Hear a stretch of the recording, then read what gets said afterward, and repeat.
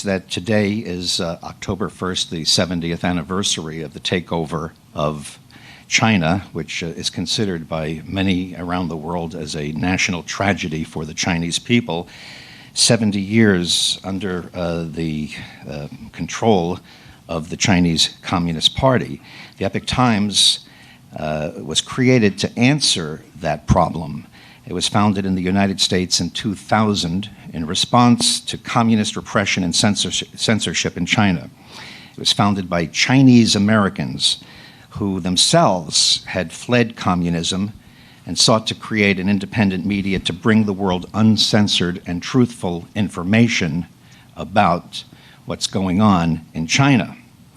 Unfortunately, much of the world's information about China is presented by the communist Chinese, and they have very cleverly and diabolically, in many cases, tilted it and spun it in a way that the American people are not fully informed about who the friend and who the enemy is in terms of this classic frenemy relationship of the 21st century.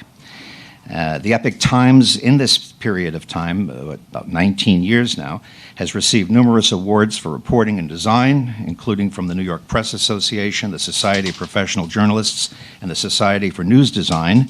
And the Epoch Times Media Network currently covers 21 languages in 33 countries. When I became aware of the Epoch Times and had an opportunity to join forces with this organization in terms of presenting information to our beat, our audience are people in the media, not necessarily consumers or everyday citizens, but the people in the media. I said, this is a fabulous source for information.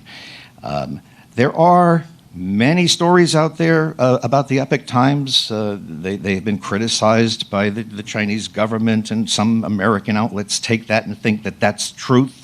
So I assure you that from our perspective, and we are a First Amendment-driven organization, we don't have any political affiliation whatsoever.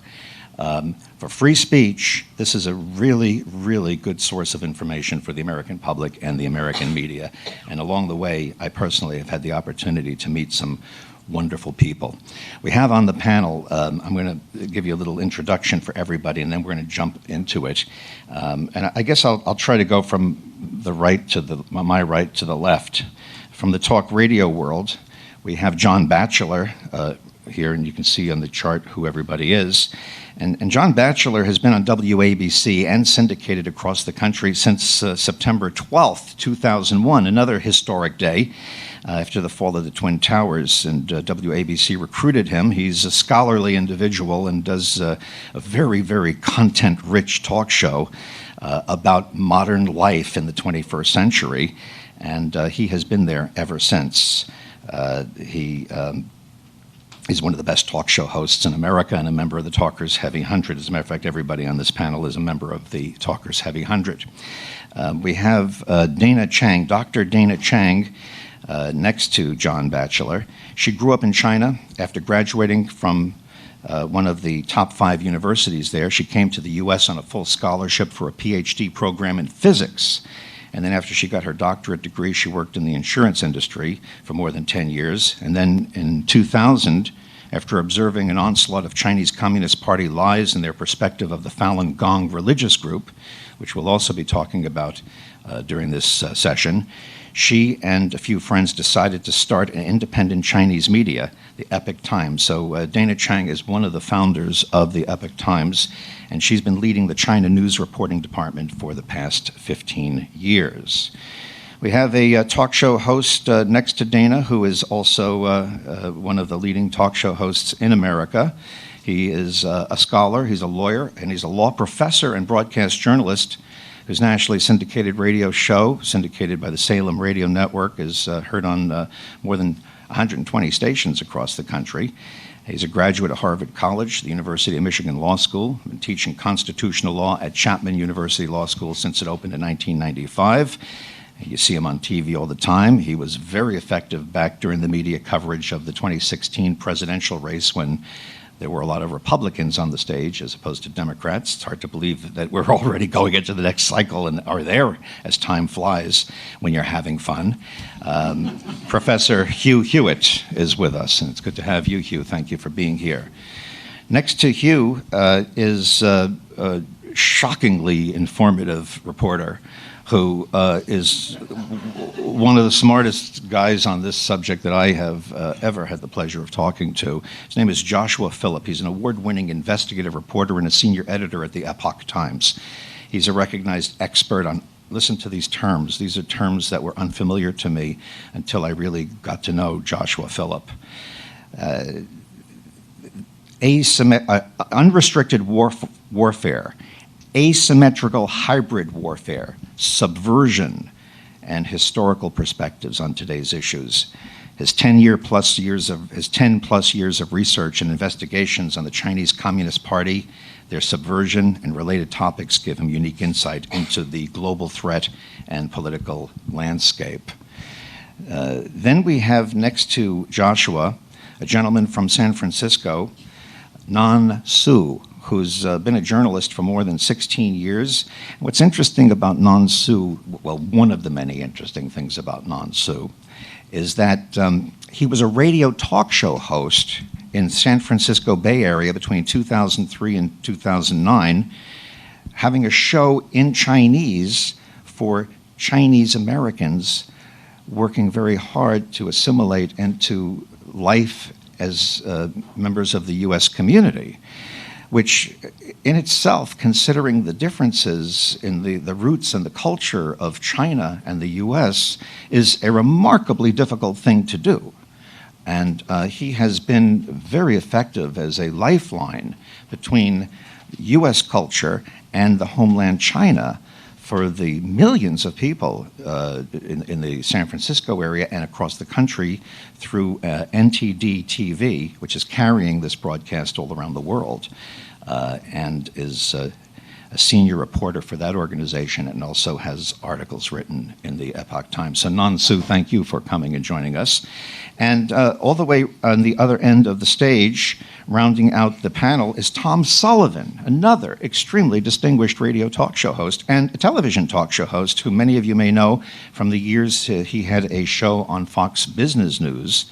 And of course, he started out as the top, and still is through his syndicated program on the Talk Media Network, top radio talk show host in Sacramento, California, and one of great respect across America.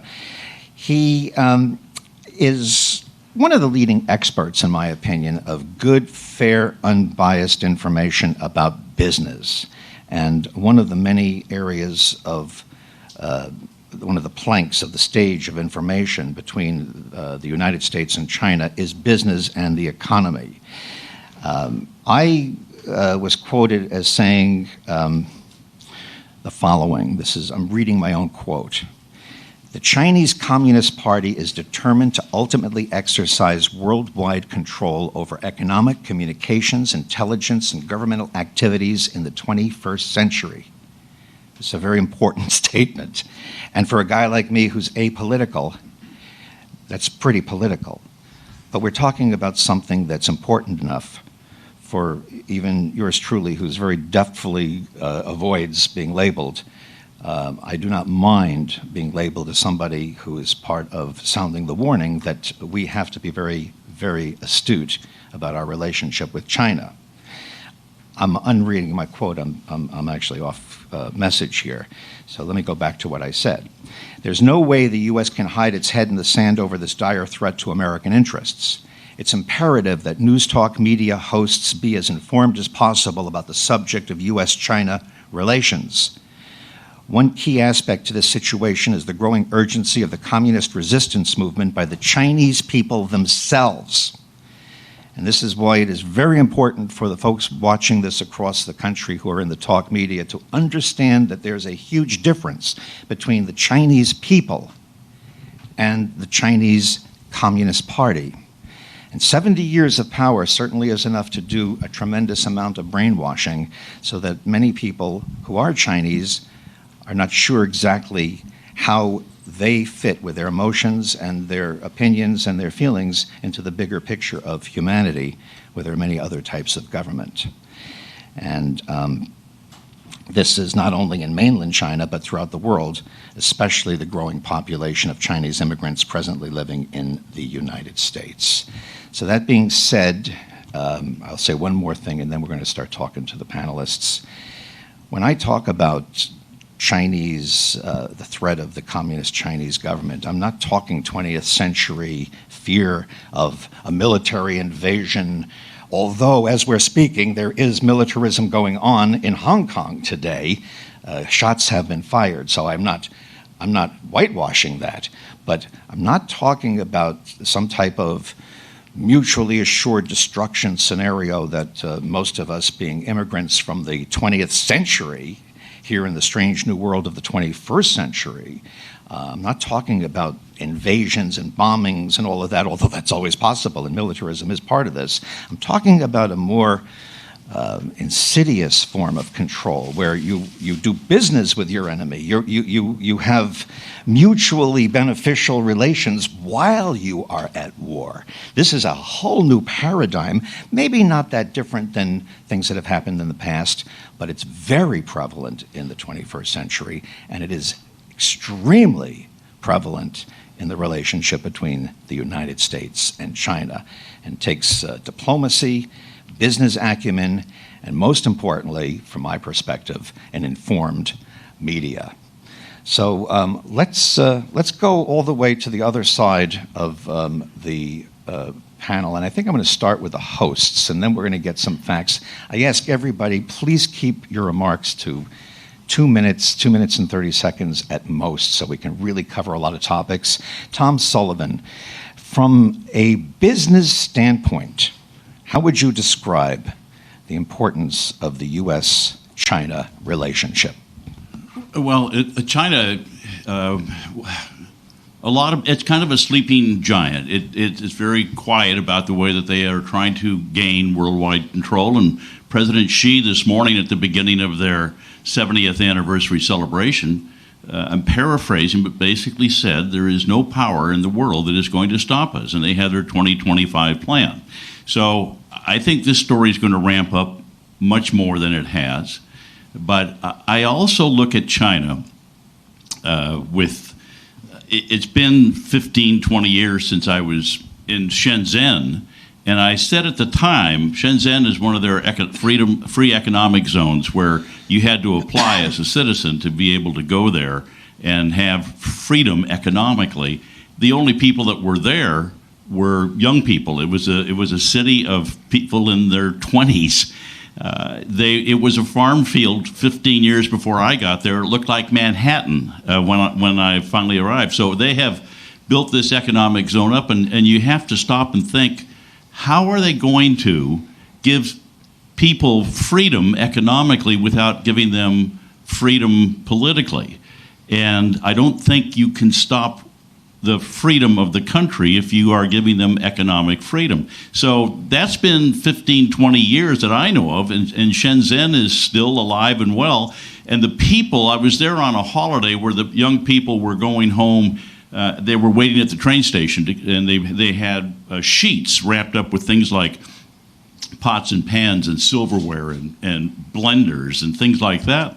And I asked some of them, I said, what are you doing? They said, we're bringing this home to our parents. They've never seen any of this. So the message wasn't just locked into Shenzhen, it was being brought out to the people throughout the country that, oh, there's economic freedom. What's that all about? And I still think that is a mistake from the communist standpoint, but it's a benefit from our standpoint that the people of China will want political freedom as well as economic freedom once they have a taste of it, and they've been given a small taste of it. I think that's going to grow. Thank you, Tom. Let's go to Hugh now. Hugh, how have you've been ahead of this subject for a long time, and you've written some interesting pieces in the newspaper about this.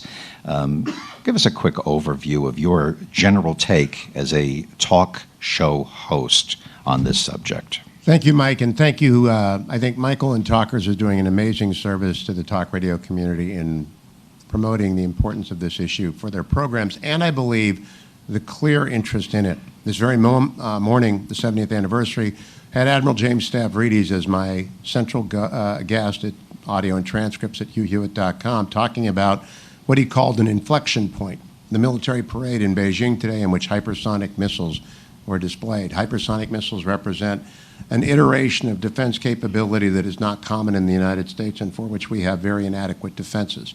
And it represents an unfortunate ramping up of the military competition between the PRC and the U.S. But for full disclosure, I am a Nixonian. I went to work for President Nixon in 1978.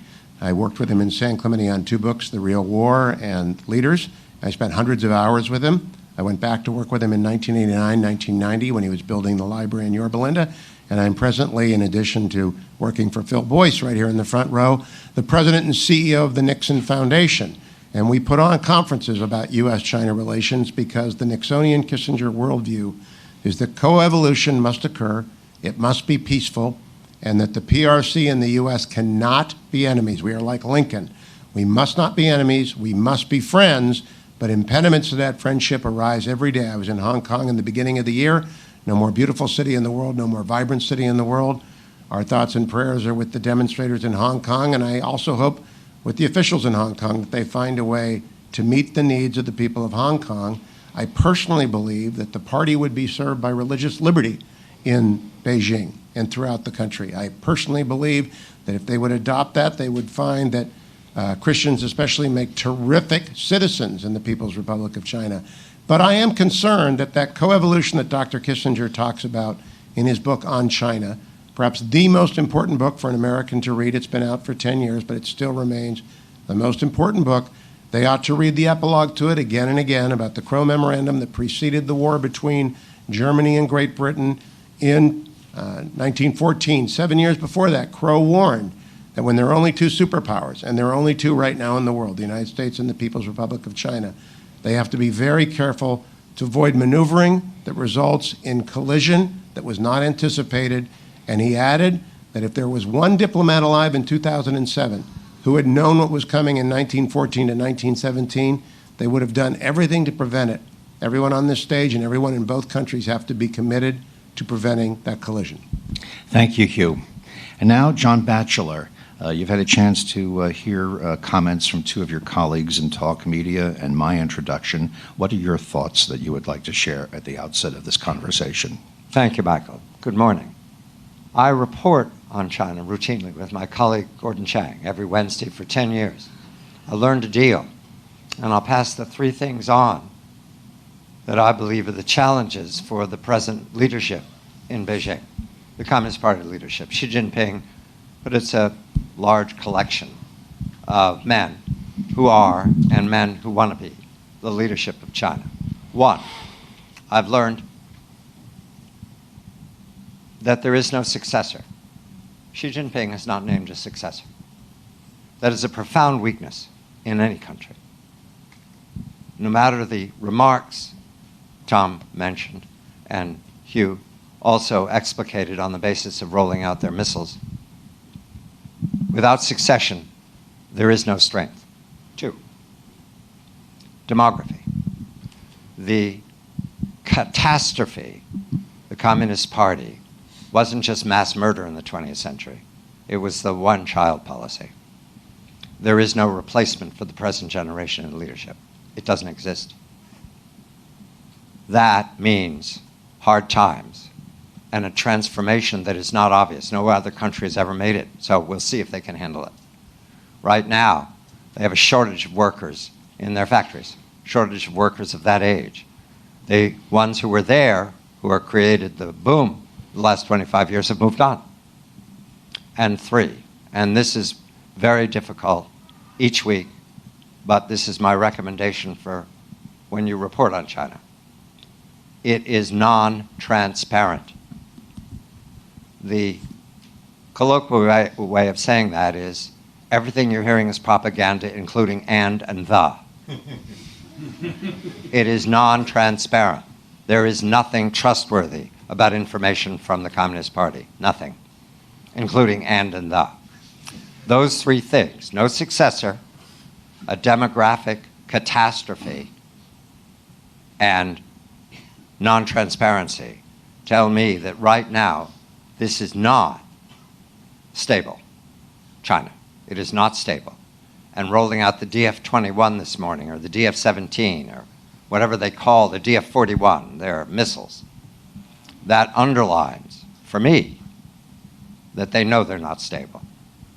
You show a stick in the first act, you better be prepared to use it in the fifth act, and I don't think they're ready. Thank you. Thank you, John. All right, we are off and rolling here from the perspectives of our talk media participants. Let's go now to Joshua Phillip. I think this is a logical way to take the path of this conversation. Joshua, can you give us a quick explanation of three terms as they relate to the Chinese Communist Party running China?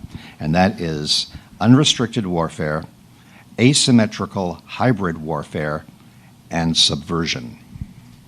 So these are, I would say, when we talk about threats from the Chinese Communist Party and military threats, these are the heart of it. What we see on the surface and the way we think about normal warfare is, I think it's part of the show. It's part of the illusion, so to speak. And not saying they're not developing the stuff, not saying they can be a major threat militarily within the next 10 years or so. But when you want to talk about what the Chinese Communist Party is doing right now as we speak when it comes to warfare, that is where we get unrestricted warfare, subversion, and asymmetrical hybrid warfare. So let's start with unrestricted warfare. The term comes from a book written by two Chinese colonels, I think in late 90s, early 90s or late 90s. It was called Unrestricted Warfare. And it lays out a form of warfare without morals. It is war without morals. And essentially what they did is they took they looked at what is the goal of war. What would you want to achieve by waging war on another country? And how could you achieve those exact same goals using non-military, trans-military, or unconventional military means? And so they list among these, for example, financial warfare, economic warfare, targeting the GDP of a country, business warfare, targeting individual companies, psychological warfare. How do you alter the way people interpret information? Not necessarily changing information, but altering the interpretation of it, telling a different story of the past so that people interpret it differently. Culture warfare. How do you destroy the moral fabric of a rival country? Drug warfare. How do you poison them? How do you poison their youth? Keep in mind that fentanyl and all these synthetic drugs come from China. In fact, even the precursor chemicals that they use in a lot of the manufactured drugs, even in Mexico, come from China.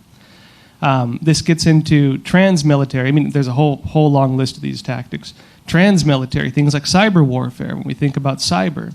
How do you use military operations that do not violate the terms of war as other countries perceive it?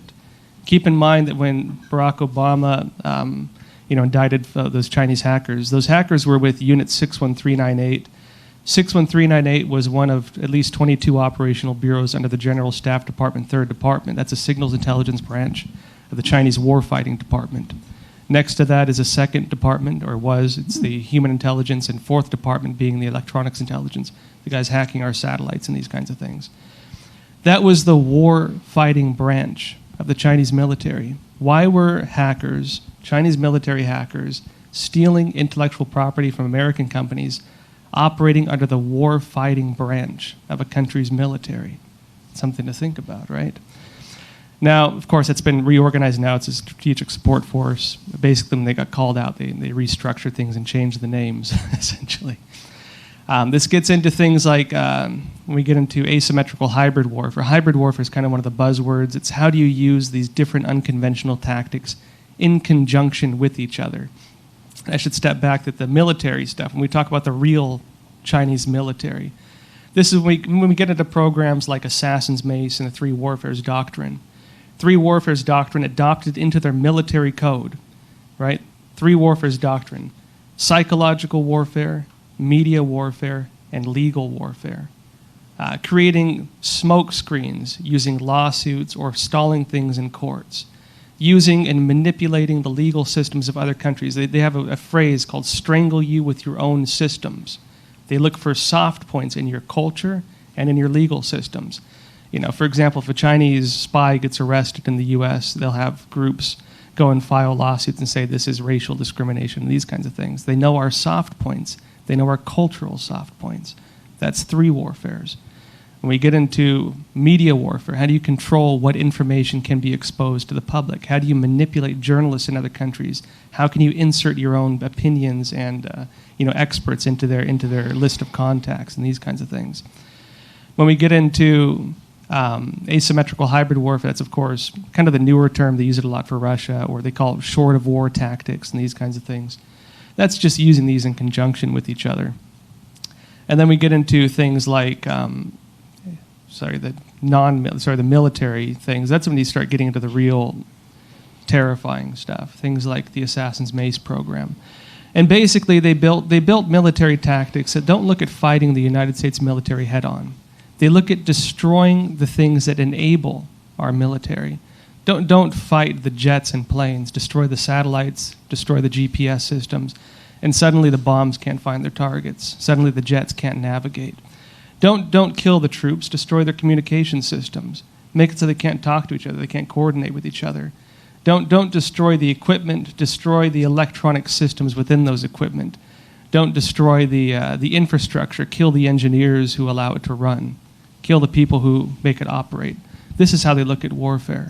It's completely different from the way we interpret it. And of course, you mentioned anti-ship missile and these kinds of things too that they're developing for more direct kinetic warfare. And when we get into subversion, that is the bigger picture of all of this. How do you destroy a country from within? And a lot of my work over the past more than 10 years has been looking at their operations specifically on this. Through some of my investigations, unintentionally came across what they call the United Front Department. It used to be called the United Front Work Department. And this is an organization they use. It's controlled by under the Chinese Communist Party. They work through the foreign consulates. They go to the different fraternal organizations, Tongs, hometown associations. Under these Tongs and hometown associations are the triads, the Chinese mafia. For example, in New York, we have the Fuqing Gang, one of the largest transnational organized crime groups in the world, operating openly under one of the Tongs. And these guys are the ones who are, destroying your infrastructure, infiltrating different branches of government, getting into things like Confucius Institutes, Chinese Student and Scholar Associations, and so on. How do you infiltrate every single layer of a system? How do you influence every single layer of a system? And how do you use that for your own gain? That's what subversion is. How do you destroy the fabric of a country? Joshua, thank you very much for a very, very detailed overview of some of the key principles that you really don't hear about discussed in the American media about the relationship between the U.S. and China in the 21st century. Let's turn it now to Dr. Dana Chang, who grew up in China and has been back there recently. She was in Hong Kong. As we're having this conversation, just to timestamp it again for those just joining us, it is October 1st. It's the 70th anniversary of the official Communist Party takeover of China after its war with the Nationalist Party, I believe. And 70 years, that's a generation, that's a lifetime. And it has had profound impact on the world. And on this very day, Hong Kong is, certainly in the crosshairs of the global media attention, and there was violence today on this very key anniversary. Dana Chang, give us a bit of an overview of what's happening in Hong Kong. Let's talk a little bit history of Hong Kong. 70 years ago, when communists took over China, Hong Kong had less than 1 million people. As soon as communists took over China, they start to take land from landowners, business from business owners, money from rich people. In the process, they killed 4 million people. So in those years, those few years, tens of thousands of people escaped to Hong Kong. So Hong Kong is a place Chinese see as a place of freedom. It's a beacon of freedom for Chinese. And the second wave came when doing the Great Leap. The Great Leap had a goal that the Chinese people to work very hard to catch up with U.S. and UK within 5 years. And the result was a 3 years Great Famine. And during those famine, 40 million people died.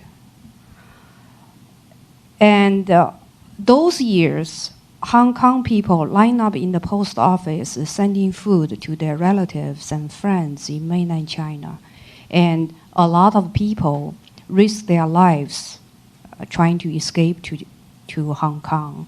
Some succeeded, and that's hundreds of thousands of people.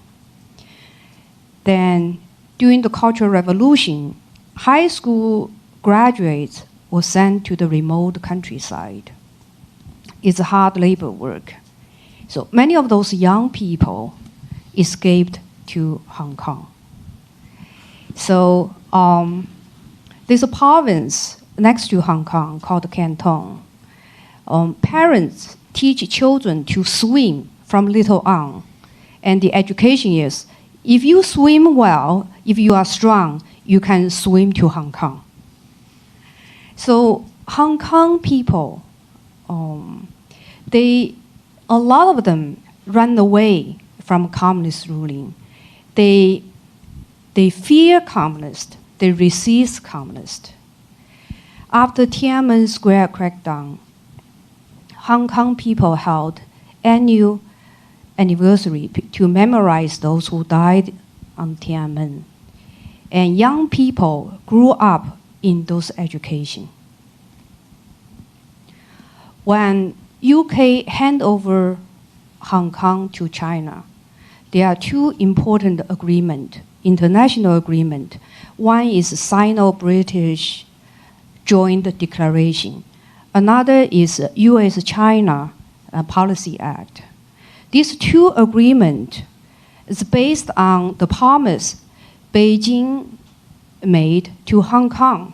For 50 years, they will keep one country, two systems. They will keep Hong Kong a free place like before for 50 years. And because of this agreement, because of Beijing's promise, it kept international investment from leaving Hong Kong. So Hong Kong has been a free place and enjoyed a lot of advantage like other free countries.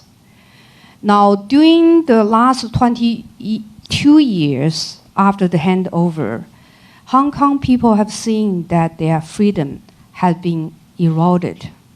The recent extradition bill is going to take the last firewall between the two systems. So they see that this will be the last chance for them to fight for their freedom. And that's the reason of the protest. And now the protest is entering the 4th month. And they feel if they don't win this time, they don't have a chance. Thank you, Dana. Nansu, you talk to Chinese people. You have been a link between the American culture and their homeland culture. Share for the Western people watching and listening to this, what is the state of affairs for the average Chinese immigrant living in the United States today, in that halfway world between their roots in China and trying to establish a life in the United States? What is life like for them? What are they thinking? How are they feeling? Yeah, I would say that the Chinese immigrants that newly come to this country, they do not realize there's a lot of similarities between American culture and traditional Chinese culture. Most people, especially new immigrants, when they make the pledge to our flag, when they say America, it's one nation under God, they don't really understand what's the importance of that statement. And that statement, basically every time when we make the statement, we are reminded freedom is a part of the humanity that's given to us by a higher authority, so that government cannot take the right away from us. That's basically the fundamental guarantee to our inalienable rights of life, liberty, and pursuit of happiness.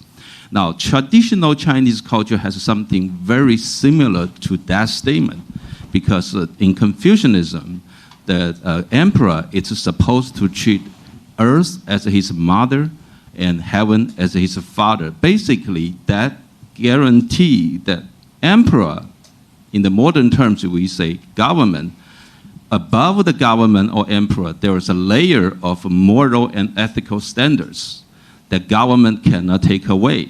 And there are basic rights that's given to we as a human being that government cannot take away. Now, what Chinese government has done in the past is they really destroy all the faith, suppress all the faith, religion, and traditional cultural philosophies.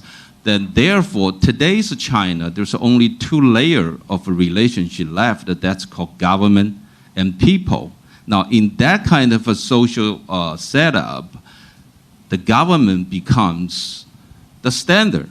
The government, it doesn't even set a standard. Government, whatever it does, it becomes the standard of what's right, what's wrong, and what's good and what's bad. So we don't even have a platform to form the public opinion. While in the olden culture way, even you get a bad person as an emperor, you still have layer of standards, ethical and moral standards above the government, so you can form your opinion based on those standards about the government. But today, in China, you don't even have that platform. So that's very important, and that's not a challenge facing the Chinese society, but it's also a challenge facing the international society. For example, trade war. When we make the trade deal, how are you going to count on the promise that's made by a government that doesn't have any ethical and moral standard? And how do you count on a promise that's made by a government that it thinks it's whatever it does, it's a standard? You can't count on any promise they promise to the international society. That's the problem in the last 20 years, and that's the problem that John talked about. They don't have any transparency, including the and. That's the problem that Joshua just talked about. They are trying to do this warfare, without any moral standard, and that's why Hong Kong's people that Dana just talked about, what Hong Kong's people really want. They really want no different than what American founding fathers wanted when they established this country. Basically, they fight for the inalienable rights that's given to us by a higher authority that's higher than the government. We can talk about that. There's a lot details, but I will stop right here. Well, thank you, Nan. This is a very crucial concept. The role of the under God, the role of in God we trust, the role of freedom of religion in a nation. And we Americans, and I say Western Americans who do not have roots in Chinese culture, can lose sight of that when the government is the highest authority, it stifles something within the human system, within our wiring, that can create a deep-seated frustration and unfulfillment. And we're going to talk a little bit more about the spiritual nature of the crisis facing the Chinese people, both in China and around the world. As a result of that, it's very complex and nuanced, psychological, but it's very real and something that you just never hear it being talked about. At which point, I'd like to turn to Tom. Tom, if I don't want to turn this into a program that will be perishable, because we'd like people to see this for a few weeks and months on demand. And one of the things that the media faces today, that everything becomes perishable in 5 minutes because things change so much. So that's kind of challenging, especially since today, timestamping October 1st and Hong Kong happening with more developments. It's difficult to do that. But that being said, Donald Trump as president, and again, when I say that, I open the door to a debate, and I'm not looking for that. But Donald Trump as president, as a controversial president, one of the things as a tracker, at Talkers, we track what people are saying. We keep tabs on American opinion as expressed in the media. One of the things that you almost universally hear from both Donald Trump's critics and his supporters, he's doing a pretty good job on China. That seems to be an area where there's a little bit of a bright light that can bring both sides together. And usually when they're not together, it's because of ignorance, as opposed to a different interpretation of the facts. So if you were sitting around with Donald Trump and he said, "Tom, how am I doing and what should I do?" what would you tell him? Well, it's interesting as a talk radio host to you can almost predict the kinds of calls you're going to get, whether they're pro-Trump or anti-Trump. And you're right, Michael, that there is a bipartisan support of Donald Trump and his efforts to bring China into more of a balanced trade. It's interesting because I will get calls from, and I've asked for, I said, what about those of you in the middle of the country? The farmers, the flyover country, what about you? You're the ones that are being hurt. How about those of you in the Great Lakes states where the Chinese have figured out that that's politically a smart way to try and disturb those people? And I keep getting the same story, is that I don't like what's happening to me. I'm being hurt by the trade tariffs, but I still support him in doing what he's doing. Of course, you've got Chuck Schumer and others that are also going, way to go, Mr. President. So there is this bipartisan support, which I find fascinating because of the fact there's usually big arguments about whatever it is that he is doing. But in this case, no, there's a tremendous amount of support from people who are feeling financial pressure because of the trade embargoes. Hugh, would you like to add to that? Do you disagree with that? Do you think that the administration is doing enough? What are your thoughts? I think the president has an extraordinary team around him on the most complicated issue of our times. The U.S.-PRC relationship is a century-long problem on how to co-evolve without conflict.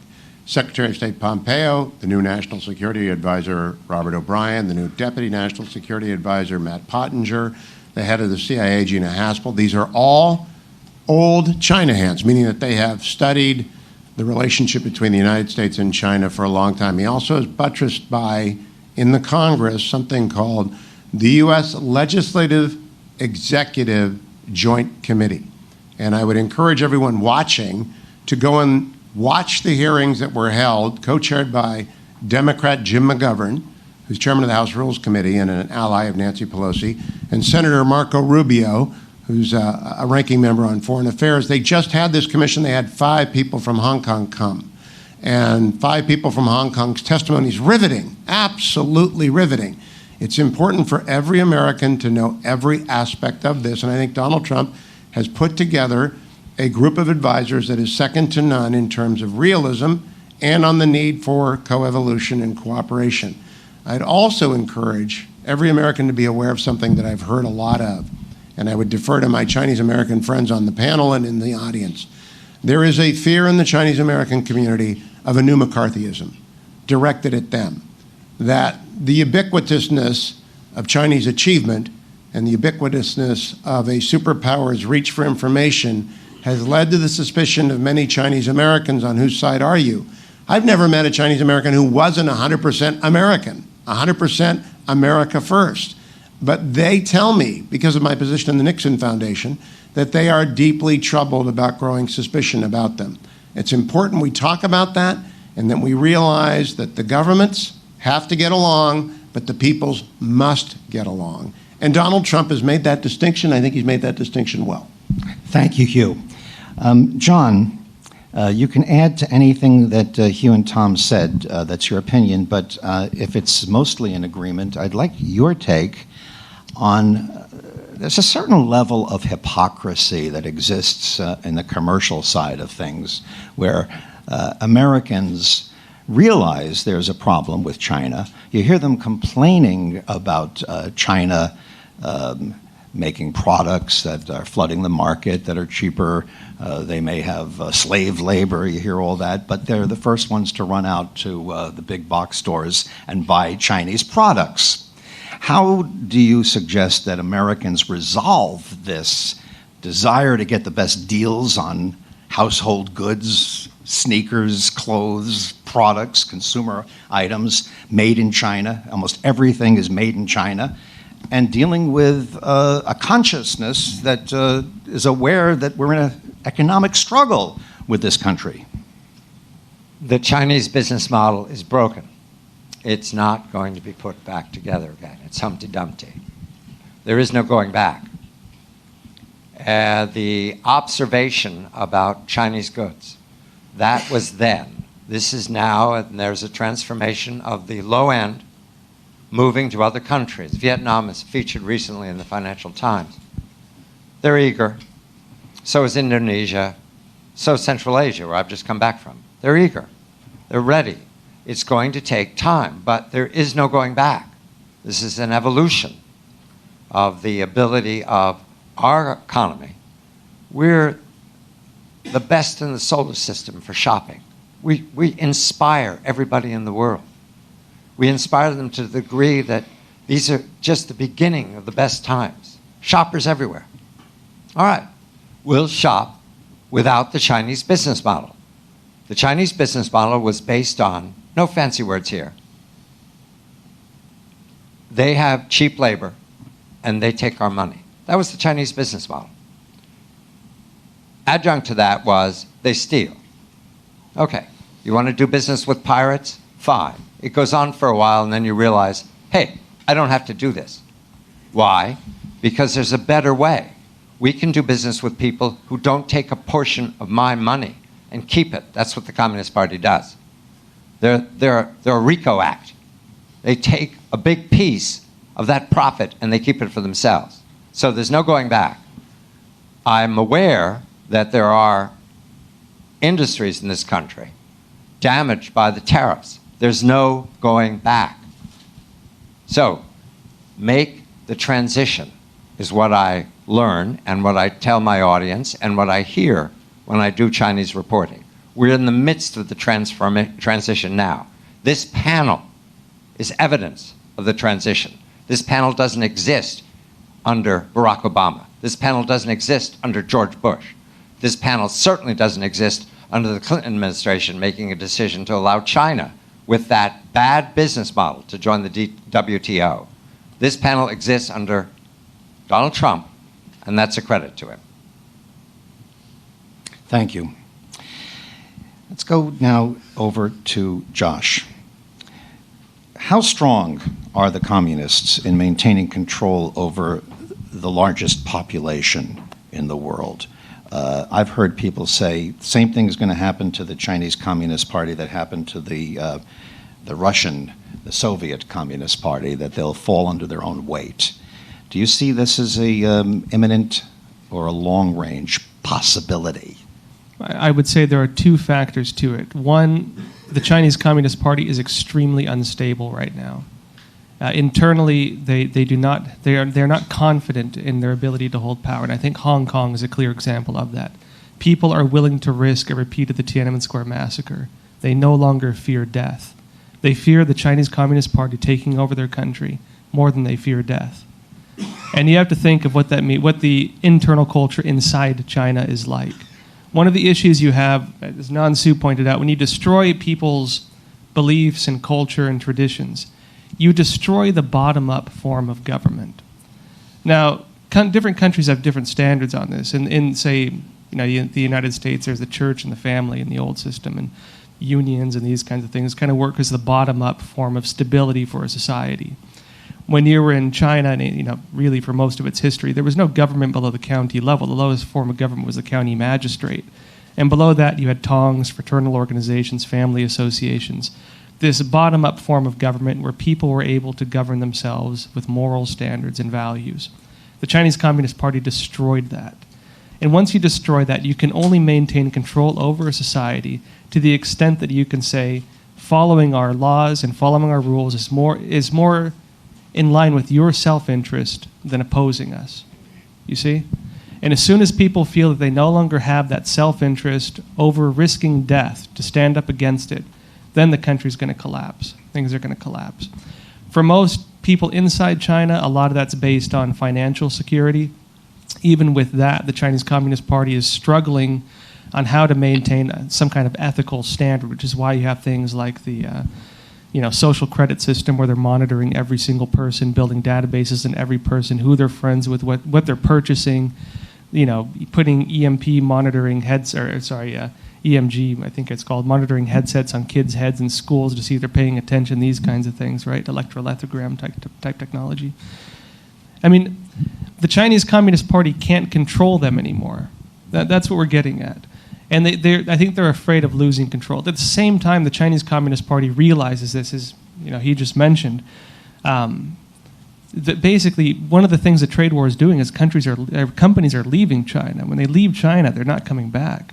They can manufacture just as cheap and have the same benefits in other countries. And so the Chinese Communist Party sees this and is desperately trying to do what it can. Do you think their desperation could lead to a heightened use of militarism? Well, the biggest threat, I think, is the export of the China model. And this is where we get into the One Belt, One Road system. They're going into countries in Latin America. They're going to countries in Africa. They're going into Europe. And what they're doing is they're building all the infrastructure. And as they build the infrastructure, they're also building all these systems for high-tech totalitarianism. You hit the switch and you have the China model. You have a totalitarian system of government that can monitor every single person. They're exporting the form of government. And when they go abroad, say they have $10 million to strike a deal, $1 million of that is for bribes. And so they're relying on the fact that there are corrupt government officials in different countries willing to sell out their own people to allow them to do this. So right. two factors to it, I'd say. Thank you. Dana Chang,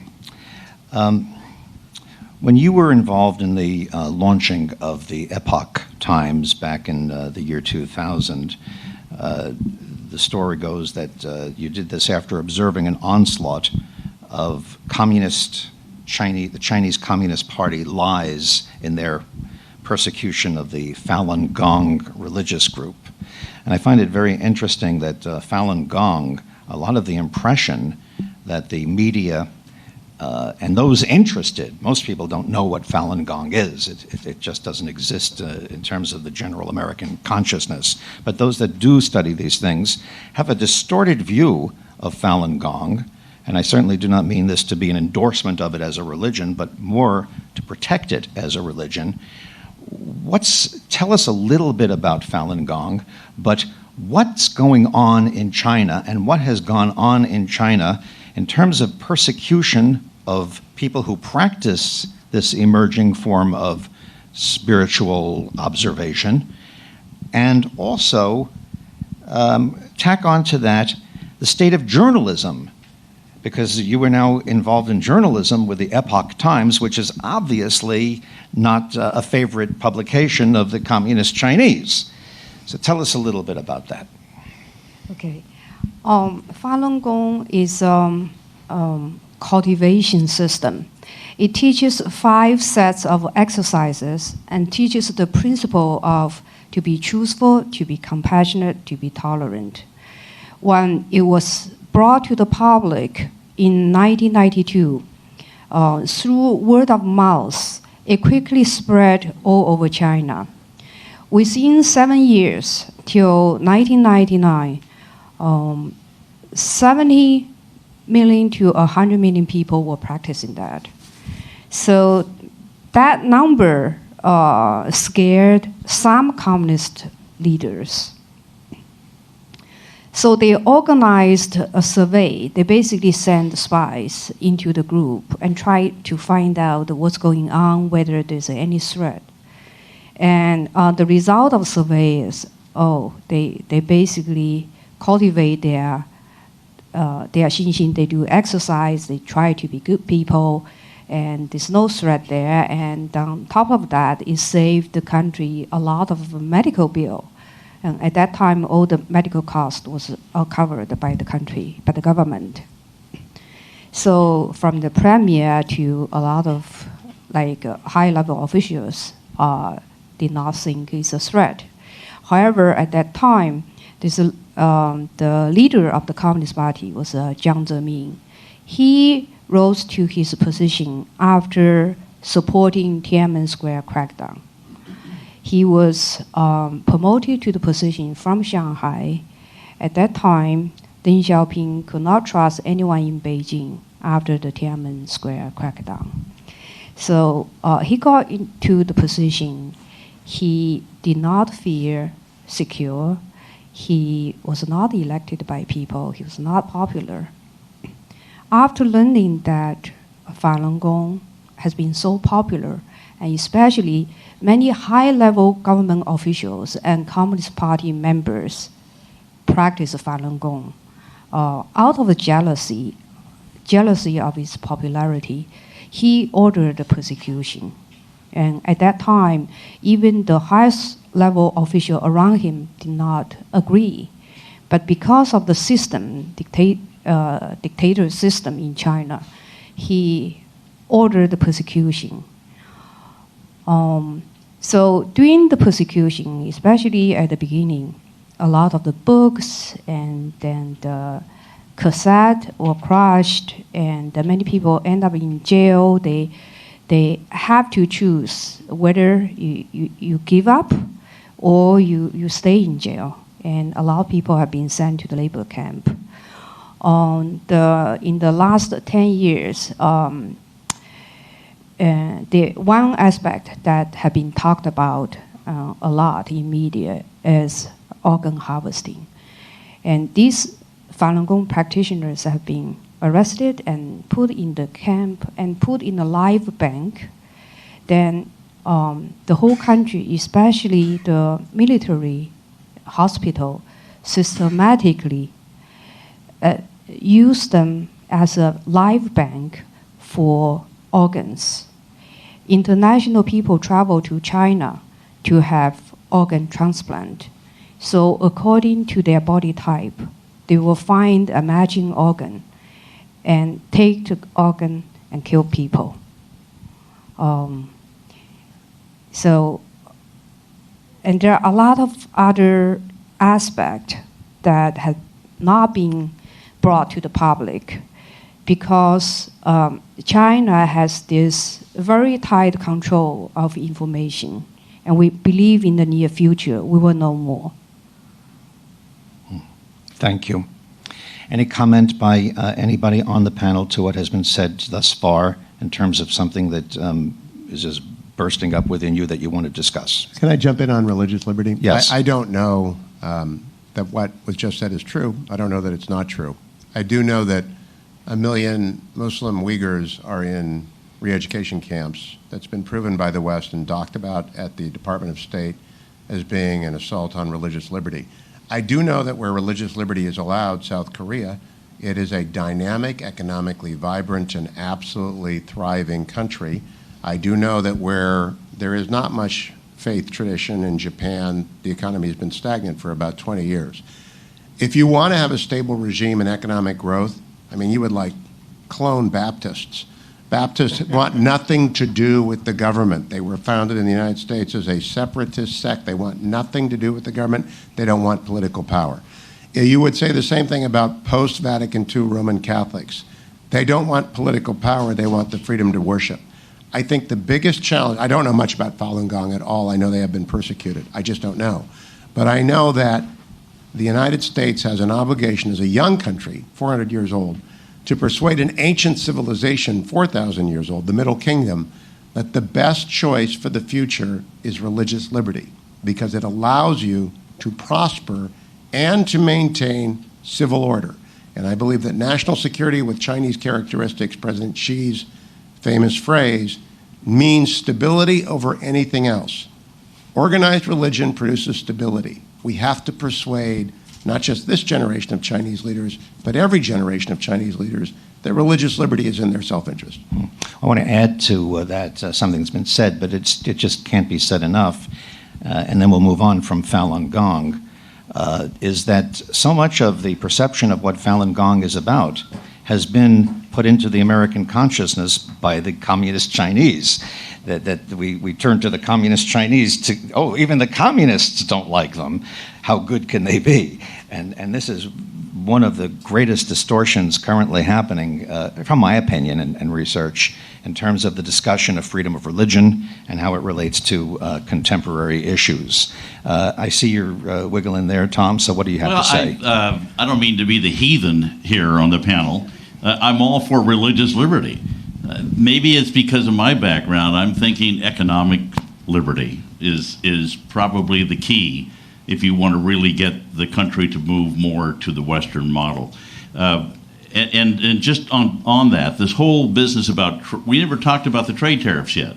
I am not a fan of tariffs. Tariffs generally will slow down the economy of every country involved with a trade war. So I expect that the tariffs are going to be pushed aside by what we saw a hint of last week, which was the Trump administration talking about banning oil tankers from China.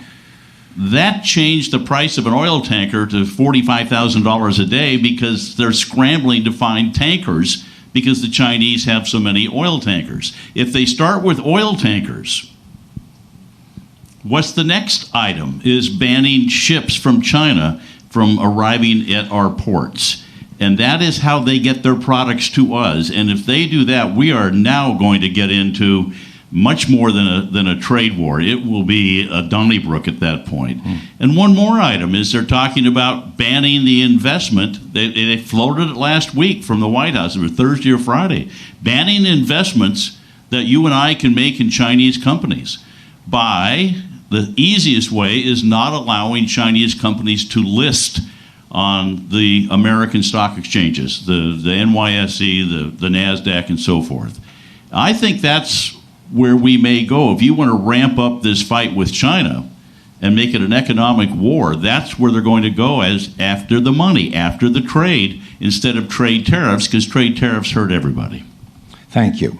And you're not a heathen. I want to talk to Nan Su about something you and I discussed, and this is very esoteric, so try to keep it as focused as you can. We had a conversation that was eye-opening to me about how the communist government in China views capitalism as a tool that they have in their arsenal, as opposed to a system that defines a nation. You were very, it was a very eye-opening perspective. That from their perspective, it isn't communism versus capitalism, it's communism and capitalism under their authoritarian rule that they control. And if you can flesh that out a little bit for us, I would appreciate it. Yeah, I just actually try to connect the religious freedom that Huey talked about and then Tom talked about the economic freedom. Let's start from that. Nowadays, that Chinese government love to talk about capitalism, and because they say, China is in the elementary form of socialism. Therefore, in that form, their capitalism is a good thing. But nobody realized that China's economic growth of the last 40 years was not from capitalism. Because China, after the Cultural Revolution, their economy totally broke. So the Chinese government, for their own ruling power, they decided to give everybody a little bit more of economic freedom. And that little more economic freedom for each individual, plus the huge population of China, that really make one concept we Americans really love to start working at. That concept. It's called the inalienable rights of pursue happiness, which is the communist government doesn't want to admit. They say, well, it's the reform of their economic system, the way that they do business with communism, socialism, and capitalism all together. But guess what? All these communism, socialism, and capitalism, they are all human theories. They all can be controlled by government, right? But the only thing they don't want to admit, it's a standard, an ethical and moral standard that's above the government. right? Give you an example. Everyone knows that Alibaba, the CEO of Alibaba, Jack Ma, he's quitting. He quit his CEO after 18 years, just 2 weeks ago. Why is that? There's a lot of reasons. Give you a typical example. Back in 2017, Chinese government started this called mixed reform to basically invite the private internet sector companies like Baidu, like Alibaba, like Tencent, to invest into the public sectors, the public public utilities, communication, transportation, and all this energy, and all these companies, public sectors, really losing huge money year after year, month after month, right? So they invite these companies to invest into public sectors. This is a capitalist concept, right? They say, well, you mutually benefit because you're going to make public sector a lot more efficient. It sounds very good, but besides, except all these companies, they have no right to say no. They have no right to say how many shares they're going to purchase. And they have no right to verify what's the share price for them to purchase, to invest those shares. That's basically a public robbery, right? So that's why, the Chinese government is really freely switch from capitalism, communism, and socialism every day. You think about, taking people's money away, that's communism. You think that the government controls all the major industries, energy, transportation, communication, that's socialism. They switch every day back and forth. Why they can do that? Because they don't have a higher standard above the government. So government is the standard. That's the key. Now go back to the tariffs that we just talked about. How do you count on a promise that's made by a government without any standard? The answer is tariff. What a tariff is going to do, it's going to build up a competition. When this tariffs, the war is built up, the companies and business from the foreign countries is going to leave country, and when they leave China, they will take the supply and demand all their supply chain outside of China to go with them, to settle down in Vietnam, Indonesia, Malaysia, India, maybe Philippines. When they settle down in those countries will become the competitor of China. So at the end, you don't need to count on Chinese government to keep their promise, wherever they sign. China will come to the table and tell us, we are going to offer at least as much as all these other countries offer to the United States. That's the best protection, because that's how you deal with a government that doesn't have any ethical and moral standards. Thank you. We're going to switch now to a topic that we would be remiss if we didn't touch upon. I find when I'm on the road with my little oracle that I see the words 5G, and then there's either a little asterisk with it or a different letter. And I don't know, I just don't necessarily think that that's 5G. I'm not quite sure what 5G is. And I find that it took at least 3 months to learn how to say Huawei without mispronouncing it. And Huawei, Apple, competition for Huawei 5G around the world seems to be extremely important. Josh, can you tell us what Huawei is, what 5G is, and why it's important? Huawei is, of course, one of the Chinese Communist Party's biggest, companies that works on cell phones, electronic infrastructure, internet infrastructure, these kinds of, telecommunications company. It is also the backbone of China 2025. It's also one of the backbones of the One Belt, One Road initiative.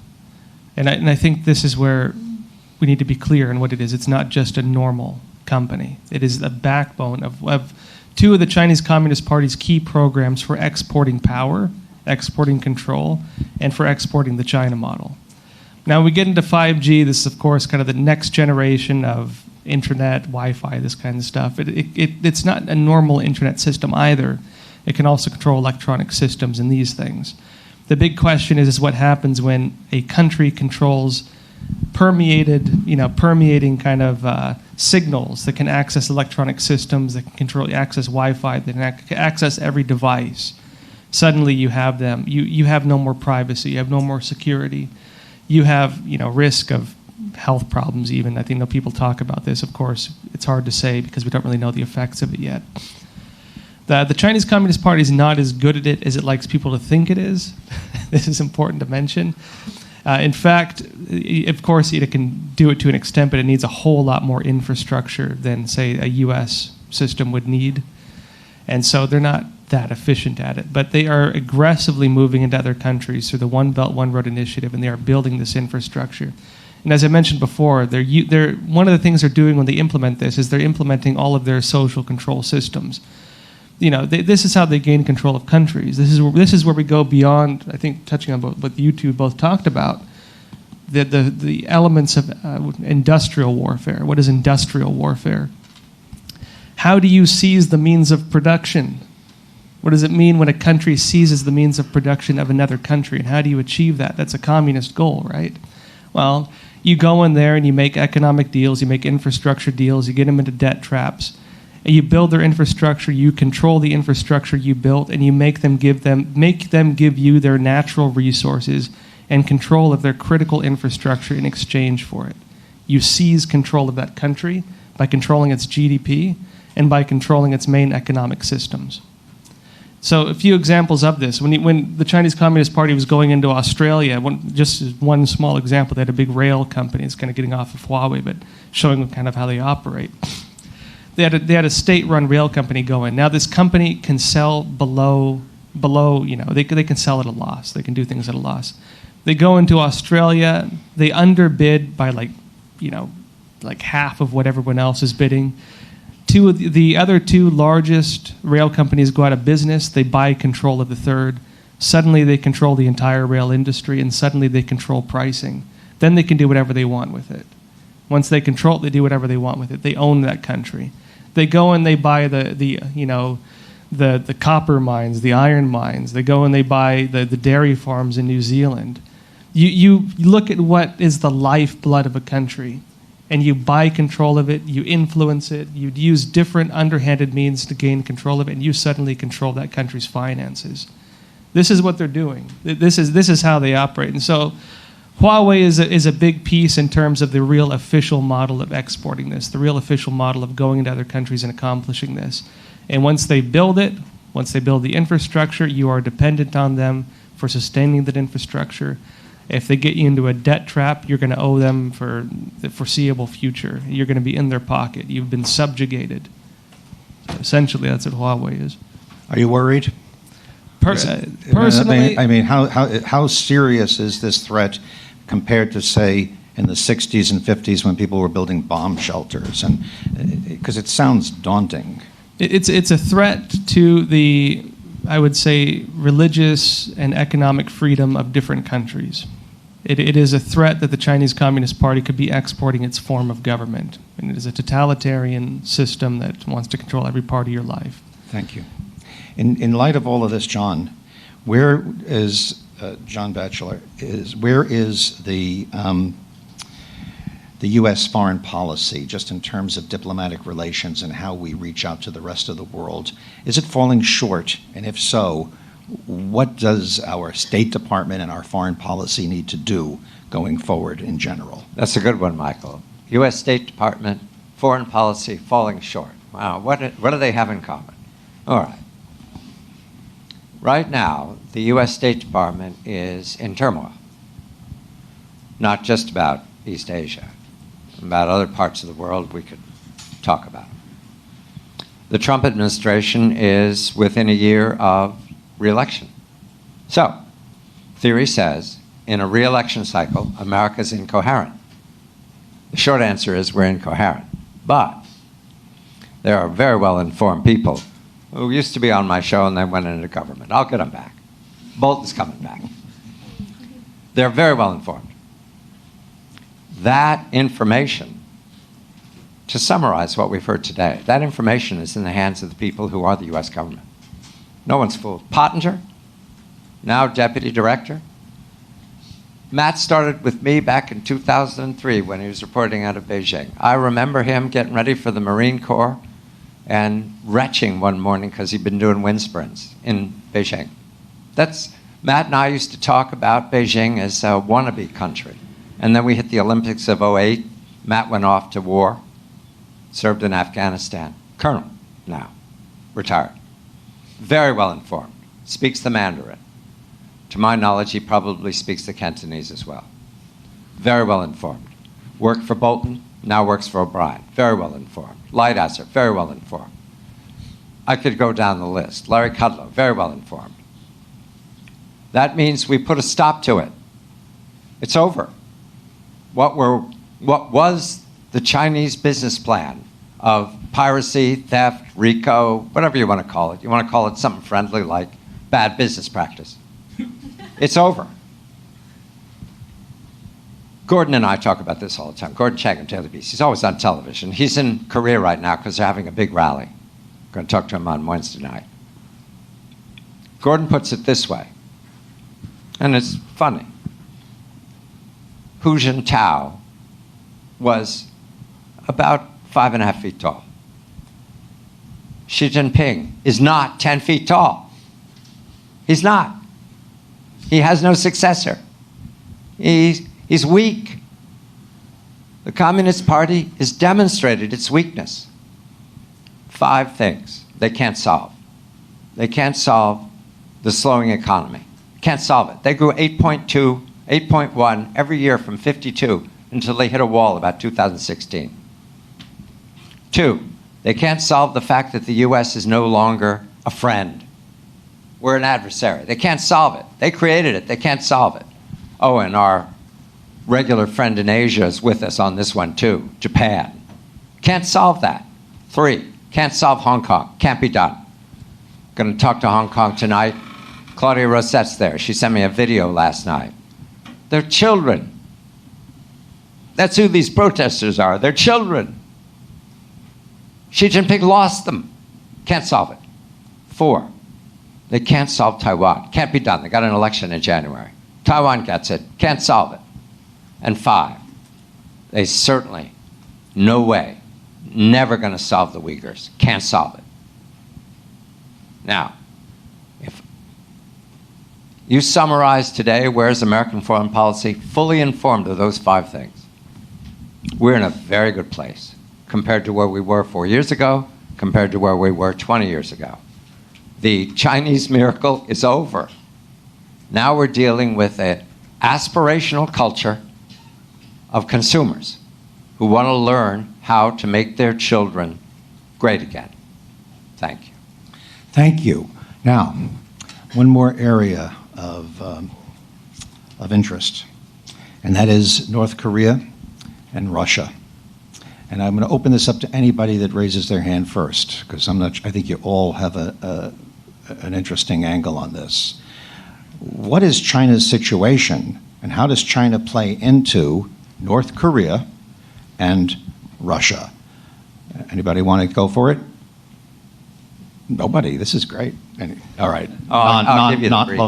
I'll give you the brief, Michael. Okay. North Korea was created. There was a time in the paranoia of the 20th century where the leadership in Shanghai believed that the U.S. was going to use nuclear weapons and wipe them out. I know it's fantastic. You know, it's like chapter 1. So the theory was, let's decentralize our power centers, the move into Xinjiang, the move west. Let's also spread the bomb. Let's give them so many aggressive possibilities they can't concentrate on us. Pakistan, North Korea were 2 of their first elements. Now, North Korea had a little bitty production reactor that the Russians, in their genius, the Russians gave them. But they didn't have the plans to build a bomb. That's China. Pakistan didn't have the ability to create the centrifuges. That's China. China's idea was to decentralize the bomb. I know it's old-fashioned, it's first Cold War, it's out of date, but it's like you let the little monster out of the bottle and it's going to spread. So Russia, subset of that. Russia's in direct competition with China. Why? It's not a long answer. See that vast amount of territory called Siberia? where all the oil is, where all the gas is, where all the gold is. There are very few people living there. Very few. Moscow thinks about it every 20 minutes. Hey, what if the Chinese came across the river? Can we stop them? The answer is no. So, Russia, China working together, I regard it as funny. Nan, you wanted to add to that? Go ahead. Yeah, I will add this. I would say China and North Korea, it's a problem of combination in which China is the major part of the problem. So it's very unlikely we are going to solve the problem of North Korea, the denuclearization of Korea Peninsula, without the trade war does the settle. The key here to think about is always keep China in mind. If you think about North Korea's defense budget, it's about 10 billion, right? Now you have a combined defense budget of South Korea and Japan have like close to 90 billion. So North Korea is nothing. But however, once you add China into it, China have close to 200 billion of defense budget. Then that's why the United States need to weigh in. But the problem here, the key to think about this is North Korea always think that the relationship to China is much important than its relationship to United States. Now, the President Xi Jinping and Kim Jong-un, that the current North Korea leader, they were not even a friend to start with. Because when Xi Jinping, he assumed the office in 2013, guess what, the next year, he visited South Korea. He did not even visit North Korea to start with because the North Korea relationship with Beijing has been maintained by a power group that's against the Xi Jinping in Beijing's top political circle that belongs to the third generation leader, President Jiang Zemin. However, what changed? It's 2018. After the January, the trade war started when Trump administration increased the solar panel tariffs. All of a sudden in 2018, Kim Jong-un visited China 3 times. And the 4th time is the January of 2019. This year, just a month before the Hanoi summit between Trump and Kim Jong-un, right? That's how, during the Hanoi summit, all of a sudden Kim Jong-un asked, to lift all the trade sanctions, and from which Trump walked away from. So that's why, when you think about North Korea, always think about China right next to it. That's how you're going to establish your expectation. So very informative. Okay, we have 6 more minutes. We have 6 panelists. I think we've done a very good job of taking a gigantic topic and really exploring it. I hope everybody feels that way. Please, 1 minute, each of you. I normally don't do closing summaries, but I think you all deserve to have 1 minute to sum it up as you see it. We'll start with Tom. You're asking a talk show host to do something in 1 minute? Is that what you're asking? You've just used 10 seconds.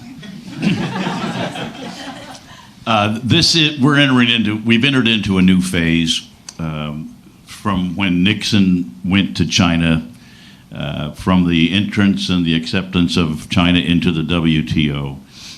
We're into a new phase, and I don't know if it's going to last 20 or 40 years, but the trade problem is not going to get better. We are into a protracted trade war with them. And it will be interesting to see. I think the real key out of all of this is exactly what you're talking about, is how strong is President Xi, how strong is the Communist Party, and are the people of China going to start getting more and more rebellious like the people in Hong Kong? I think they will. Thank you, Tom. All right. Nan, 1 minute, please. Sum it up. I will say that the key to change China is to help Chinese people to reinstore their traditional culture, which is the culture always pay respect to religious freedom. Ever since the beginning of their culture, religious freedom is the key. I think Trump administration is right on that. Trump just spoke to United Nations about religious freedom. That's the key. And also, the U.S. is currently established the pro-religious freedom, the annual conference. The headquarters is in Taiwan. So that is really the key to help the Chinese society to have a higher ethical and moral standard than the government. Thank you. You did that in 51 seconds, which is really nice. So, Josh, you get an extra 10 seconds. All right, there Begin. we go. All right, so I would say concerning as the picture I probably painted is, I do not believe the Chinese Communist Party is stable, and I don't believe it's going to succeed. If you were to ask me whether I believed this 5 years ago, I would have said the exact opposite. I was not hopeful. But I do think that what Trump has done is working, and I do think that the United States has restored this kind of golden city on the hill where people can look to it and see something that they want to replicate. You see people in Hong Kong, Chinese people waving the American flag. You see that they see an alternative to the system they live under. At the same time, I think that the United States needs to become aware that they are fighting a war on multiple fronts. This is not just a trade war, it's a culture war, it's a drug war, it's an ideological war, you name it. And the Chinese Communist Party is being very aggressive on all of these fronts. I think we're countering it on many of them, but not all of them. All right. Yeah. Thank you very much. All right, now, Hugh, you've got a minute. Thank you, talkers, for doing this. I think it's very important, It's our privilege. Michael, that you did, and I thank Salem Radio for promoting the ability of talk show hosts to do long-form interviews like John is a pro at. We are not going to beat China. China is a culture of 4,000 years. We must not be enemies. We must be friends. We can't outcompete China. We cannot allow China to put one capital ship in the water a week, and we produce one every 2 months. We cannot allow 5G to take over that to which we are all addicted, the internet. We have to actually out-innovate and spread through that. But we are a nation of 330 million entrepreneurs. We have to do the things that make us competitive so that we can be friends and not be intimidated. Thank you. All right, Dana, it's your turn to sum it up. You have a minute. The trade war between U.S. and China is not a trade war between two countries. It's the fight between a free world versus a communist regime. U.S. is the leader of a free world, and China right now, the communist regime is the leader of a communist group. The communist regime is also the enemy of the Chinese people. So what U.S. is fighting is for all people, American people and Chinese people. And it's not just for America, as one country. And I also want to mention that Trump said one word, and he said, "We build China." Not many people saying that, and Trump said that very right. And in reality, whichever country U.S. opened the market to, that country will get built.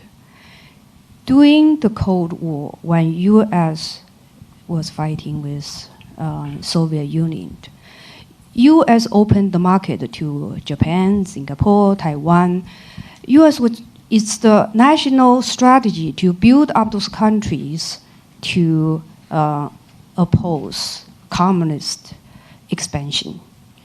So when U.S. opened the market to those countries got strong.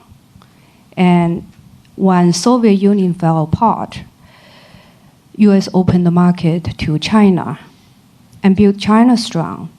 But we have forgot that China is still a communist regime. The communist model is like a cancer. So it views the free world and normal society as a threat. And it relies on the nutrition from other area to support itself. It will grow like crazy. So if we don't fight this well, the whole world will lose. Thank you, Dana. All right, John, wrap it up for us. Yes, the three things I started with: no successor, the demography, and non-transparency. China in 2049, October 1st, 2049. Transparency is the easy one. Information, we've got it, they hear it, you can't block it. Information, really good information, transforms societies. Demography, the family. The family is demography. China brutalized family for 30 years. That's why the one-child policy. Put the family back at the center of the culture. And succession.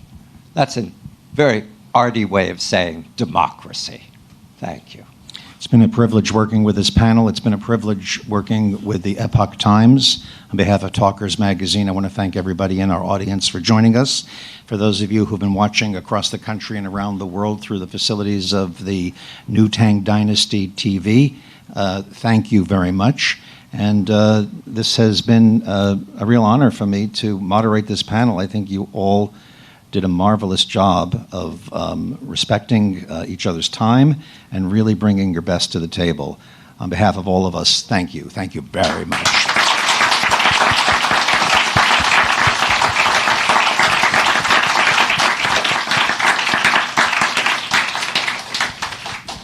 And now we have to leave.